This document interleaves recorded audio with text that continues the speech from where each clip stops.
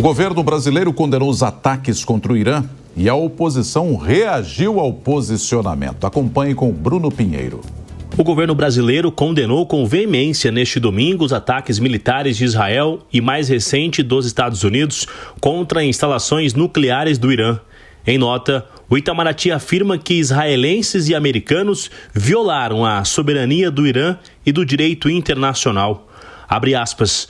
Qualquer ataque armado em instalações nucleares representa flagrante transgressão da Carta das Nações Unidas e de normas da Agência Internacional de Energia Atômica.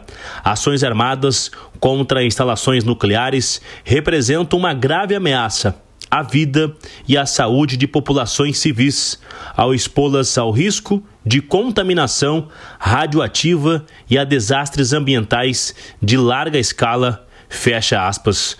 No comunicado, o governo do Brasil se diz muito preocupado com a escalada militar no Oriente Médio. Reitera a posição histórica do país em favor do uso exclusivo da energia nuclear para fins pacíficos e rejeita, com firmeza, qualquer forma de atuação nuclear, especialmente em regiões marcadas por instabilidade geopolítica, como no Oriente Médio. A relação bilateral entre o Brasil e o Irã vive um momento de estabilidade, após um curto período de tensão durante a gestão do ex-presidente Jair Bolsonaro, que chegou a criticar publicamente o regime iraniano. Neste ano, autoridades do Brasil e do Irã se reuniram diversas vezes em Brasília, durante eventos para a cúpula dos chefes de Estado do BRICS, que acontece em julho no Rio de Janeiro. Reuniões ministeriais com representantes dos países do bloco econômico discutiram temas como agropecuária, infraestrutura e saúde. A expectativa é que autoridades iranianas e brasileiras voltem a se encontrar durante a cúpula. Os parlamentares da oposição já criticaram a nota do governo do Brasil.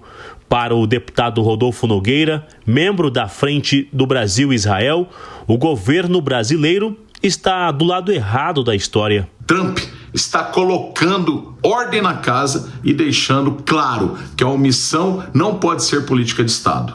Ao contrário do governo americano, infelizmente, o governo brasileiro prefere estar do lado errado da história, ao adotar postura conivente com o Irã. Sempre Brasil e Israel mantiveram ótimas relações, mas agora Lula opta por jogar essa duradoura relação de amizade entre as duas nações na lata de lixo. O deputado Messias Donato, da Frente Parlamentar do Brasil-Israel, discordou da posição do governo brasileiro. O Irã financia o terrorismo há décadas, apoia o Hamas, o Hezbollah e produz armas nucleares de destruição em massa, ameaçando a paz mundial. A ação de Israel é fundamental para conter as ameaças e proteger não só sua nação, mas todo mundo. Enquanto isso, aqui no Brasil, é vergonhoso ver o governo do PT se calar, se omitir e flertar com regimes que espalham terror. O terrorismo não se negocia, se combate com firmeza. Já o presidente do grupo parlamentar, senador Carlos Viana, avalia que o Brasil corre risco de ver o seu papel na diplomacia internacional perder ainda mais relevância com a crítica à ação americana no Irã. Está muito claro o quanto o Brasil se tornou irrelevante em termos de assuntos internacionais, o que até bem pouco tempo nós tínhamos assento, éramos chamados inclusive a conversar, estivemos praticamente próximos de nos tornarmos membros do Conselho de Segurança em definitivo da ONU, mas agora nós nos tornamos muito pequenos. A diplomacia brasileira, hoje comandada ideologicamente pelo governo Lula, junto ao chanceler Celso Amorim, tornou o Brasil irrelevante. Nas redes sociais, o ministro do Desenvolvimento Agrário e Agricultura Familiar do Brasil condenou os ataques dos Estados Unidos às instalações nucleares iranianas. Em publicação no X, Paulo Teixeira afirmou que a ofensiva norte-americana fere o direito internacional. Assunto para Deise Ciocari e Marcos Vinícius de Freitas, professor convidado que participa com a gente aqui nesta manhã também. Ô Deise, essa guerra de narrativas, natural que ocorra aqui no nosso parlamento por um conflito que nem é nosso, e aí a gente ouve tantas certezas que nem os especialistas e às vezes até nem a Agência Internacional de Energia Atômica tem e são proliferadas aí como se fossem verdades absolutas, Deise? Nonato, a guerra de narrativas ela é normal, né? Ainda mais hoje em dia, né, com a proliferação das redes sociais, isso acaba se tornando mais comum. Mas o que a gente vê aqui, a gente tem que lembrar que o Itamaraty sempre foi um exemplo em relação aos posicionamentos, mas o que a gente tem visto nesse governo Lula III são alguns deslizes em relação aos posicionamentos diplomáticos. E por que eu falo isso? Porque nesse posicionamento específico do presidente Lula, no momento em que a gente discute o papel do Brasil como um líder do Sul global, uma voz ponderada do Sul global, essa ausência de nuances, essa ausência de uma condenação por parte do Brasil em relação ao Irã como alguém que também potencializou esse conflito, como alguém que tem esse potencial nuclear, isso acaba colocando o Brasil como alguém que não... E aí os parlamentares têm razão, como alguém que não vê esse conflito com os lados que ele merece, né? Então não tem os mecanismos internacionais para avaliar esse conflito com as nuances que ele merece, né? Então pode limitar a capacidade do Brasil de participar ou de exercer uma influência real nas mesas de negociação. Então, condenar é necessário. Agora, compreender as camadas dessa crise é o que vai diferenciar o diplomata do burocrata. O Brasil, nas últimas semanas, ele tem tido um pouco de dificuldade em relação à diplomacia e a entender o papel de Israel e de Irã, muitas vezes posicionando a favor do Irã e não entendendo essa autocracia, como aconteceu outras vezes durante esse mandato do presidente Lula, durante Lula III, né? Então, são alguns deslizes que acabam tirando o Brasil dessa mesa de negociação. Professor Marcos Vinícius, também queria a sua análise a respeito desse posicionamento do governo e da nota também que foi divulgada pelo Itamaraty. Seria, na sua avaliação, a primeira vez que o Brasil se posiciona usando até um tom mais firme, à medida que ele escreve o seguinte: o governo brasileiro expressa grave preocupação com a escalada militar no Oriente Médio e condena com veemência, ou seja, usando até palavras mais duras. Sinaliza que ele pode se posicionar a partir de agora de maneira mais direta? Não, eu acho que a nota do Itamaraty é aquela normal que tem que ser dada nesse processo todo. De fato, se você olhar, e não vamos aqui ninguém está defendendo Lula, nem o governo atual, e muito menos o governo anterior ou os anteriores, mas a nota é muito clara naquilo que você tem que pensar com relação àquilo que aconteceu, de acordo com os instrumentos internacionais existentes. Existe uma Carta das Nações Unidas que veda essa história de guerra preventiva. Isso nunca existia até o governo George W. Bush, que vem com essa doutrina de guerra preventiva. Isso não está previsto na Carta das Nações Unidas. Não é? Então, essa é a primeira coisa. Em segundo lugar, o que a gente tem é que existe um acordo internacional, o Tratado de Não Proliferação Nuclear, e que afirma claramente que instalações nucleares não devem ser atacadas se elas tiverem fim pacífico, e isso tem aí toda uma agência internacional que determina isso. Em nenhum momento a Agência Internacional de Energia Atômica determinou que estes locais estavam processando material e já tinham aí fim bélico. Isso também não foi, isso também não estava escrito em nenhum lugar e a própria agência se manifestou nesse sentido. Então, o governo brasileiro, que tem também a sua restrição constitucional em algumas coisas na sua atuação internacional, nada mais fez do que reconhecer aquilo que é o direito internacional vigente. Poderia fazer outra opção, se quisesse? Poderia. Mas se nós temos aí uma perspectiva de preservação da ordem internacional por respeito às regras do direito internacional, tem que ser condenado mesmo, tanto a atuação de Israel como dos Estados Unidos. Isso o Brasil já fez. E não vamos esquecer também, e aqui é um ponto rápido, que na guerra do Iraque, os Estados Unidos agiram praticamente sozinhos com aqueles que tradicionalmente lhe apoiam, mas a grande parte do mundo contrário àquilo que aconteceu. Então é só esse ponto que é importante. A nota está dentro daquilo que você espera de um corpo diplomático. Conversamos agora com o presidente da Confederação Israelita do Brasil, Cláudio Lotenberg, a quem eu já agradeço a gentileza da entrevista. Muito bom dia para o senhor. Bom dia, Soraya. Bom dia, Nonato. Deise, Marcos, um prazer estar aqui com vocês. Eu já queria até puxar o tema da nossa conversa, da nossa análise aqui agora com o professor Marcos Vinícius, também com a Deise Ciocari, uma avaliação do senhor sobre esse posicionamento do Brasil diante do conflito e como a própria CONIB, está avaliando esse momento tão crítico agora do conflito. Veja, o professor falou muito bem a respeito daquilo que eu poderia talvez definir como sendo uma praxe diplomática.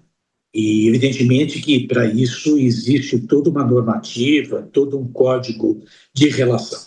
Portanto, talvez não poderia se esperar algo diferente em termos de manifestação da diplomacia brasileira.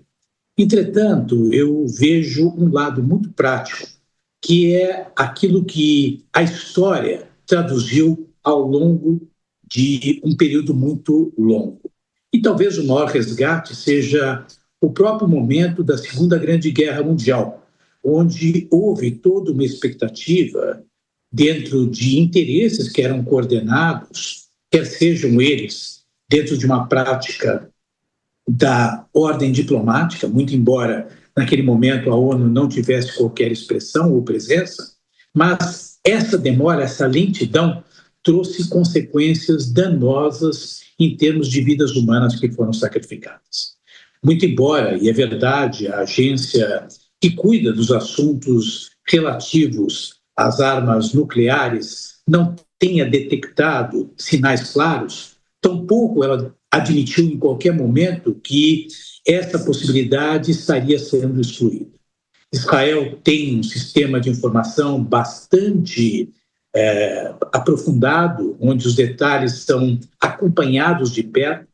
O mundo ouvia, e o próprio Ayatollah Khamenei, não só ele, mas os presidentes do Irã, o atual, aqueles que antecederam, e o Brasil é testemunha disso, o presidente Ahmadinejad, que esteve no Brasil, sempre falou que pretendia varrer Israel do mapa, e não só varrer Israel do mapa, varrer Israel e todos os judeus do mundo. Por vezes, esse mesmo Irã vem ameaçando determinadas democracias do continente europeu. Portanto, os sinais indiretos eram muito claros de que uma catástrofe poderia acontecer. O Brasil tem aí uma política externa, na minha leitura, que ela é nitidamente ideológica. Um alinhamento que se faz dentro de um regime tirânico, teocrático, absolutista, que é o Irã. Portanto, também desse lado, a gente não esperaria alguma coisa diferente. Eu, como brasileiro, fico absolutamente decepcionado com a política externa brasileira. Eu acho que ela nada tem a ver com o sentimento do povo brasileiro. Acho que a ideologia está, de fato, nos distanciando de uma cultura relacional onde o pluralismo é respeitado, um bom relacionamento. Portanto, entendo a nota, vejo isso dentro de uma linha diplomática, porém, eu acho que isso em absoluto. Nós fomos até olhando pelas ruas e conversando com as pessoas. Quer dizer, nós brasileiros entendemos, e digo mais, nós apoiamos, porque nós não podemos permitir que exista um centro no mundo que esteja confrontando o mundo da democracia, o mundo da liberdade. O Irã, para mim, não é nenhum exemplo. Eu me envergonho como brasileiro de ver o alinhamento do Brasil com um regime como aquele que existe dentro do Irã. Agora, doutor Cláudio, como é que a comunidade está acompanhando o conflito? Porque boa parte, imagino, deve ter parentes lá vivendo em Israel. Imagino que seja um cenário de muita apreensão nesse momento, talvez mais até do que o enfrentamento com o Hamas. Como é que vocês estão acompanhando? Veja, a comunidade judaica, eu acho que é importante aproveitar esse espaço para dizer o seguinte: nós somos judeus, mas nós somos brasileiros, né? e, por vezes, somos tratados como se fôssemos um grupo à parte. Não é verdade. Nós estamos estabelecidos aqui, nós pagamos impostos, nós votamos, nós temos direito de expressar a nossa posição e nos manifestar quando não estamos de acordo. E, portanto, não é uma comunidade quanto comunidade, mas cidadãos brasileiros. Agora, dentro do judaísmo, o principal valor que um ser humano tem é a vida. Então, nos dói muito ver a perda de vidas de todos os lados. É muito ruim ver que o mundo que estava estabelecido dentro de uma ordem de harmonia, ainda existe aqui grupos que puxam o debate dentro de uma linha onde o diálogo não existe, o terrorismo ele ganha protagonismo. Parece que a gente deixa de lado, quer dizer, 7 de outubro de 2023 quebrou uma verdadeira lua de mel. Nós, judeus aqui estabelecidos, imaginávamos que o antissemitismo não existia, que nós tínhamos aqui um amparo, um suporte, uma proteção por parte das autoridades governamentais, e não foi o que sentimos. Então, nós estamos muito apreensivos ao ver que pouco se progride nessa linha de entendimento. Nós vemos aqui que existe uma falta de entendimento da leitura de que o Irã é o grande financiador do terrorismo, e é esse terrorismo que, no fundo, está levando a essa perda de vidas humanas. A apreensão existe, claro, porque a gente sabe que, embora todos esses proxies, Hezbollah, Houthis, o Hamas, sejam braços financiados pelo Irã, eles em nada representam a força da Guarda Revolucionária do Irã. Quer dizer, o poder dessa Guarda Revolucionária ele é muito grande em termos de poder bélico. Portanto, são ataques mais localizados e, ao contrário daquilo que Israel faz, são ataques que acontecem em zonas urbanas, estão matando gente.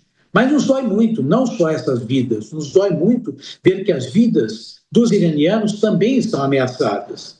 Nos dói muito ver que a vida dos palestinos estão sendo ameaçadas. E é bom, de novo, a gente aqui registrar que elas são ameaçadas justamente pela técnica com a qual uma organização terrorista funciona, se albergando dentro de hospitais, dentro de escolas, colocando vidas humanas de pessoas inocentes na frente desses próprios terroristas. E que nos entristece é que talvez essa leitura não seja plena.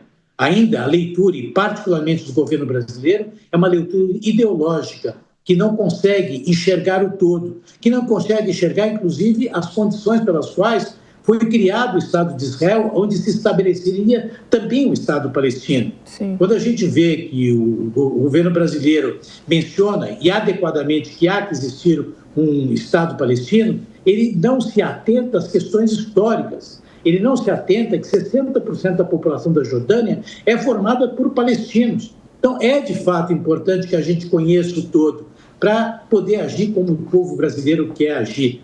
Quer dizer, evitando guerras, não participando de cenários bélicos. Essa é a essência do nosso povo, que talvez não seja a essência do atual governo. Conversamos com Cláudio Lotenberg, que é presidente da Confederação Israelita do Brasil, a quem eu agradeço mais uma vez pela entrevista. Obrigada, doutor, pela entrevista mais uma vez. Um bom dia para o senhor. Soraya, muito obrigado. É um prazer estar com vocês. Um bom dia, uma boa semana e paz. Vamos ter paz, se Deus quiser. Obrigada.